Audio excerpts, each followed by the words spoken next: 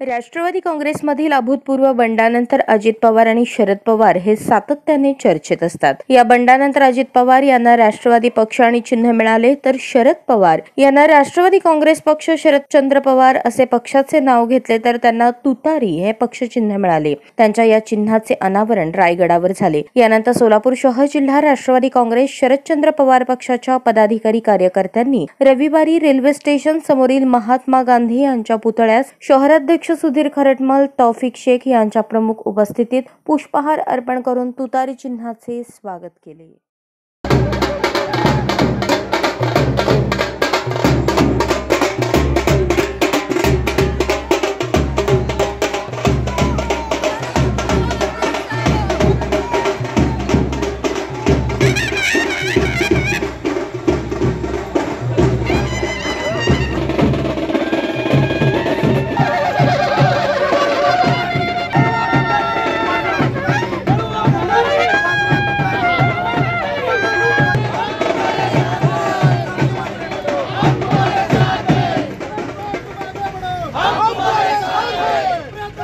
या पुढे या, जरा पुढे या।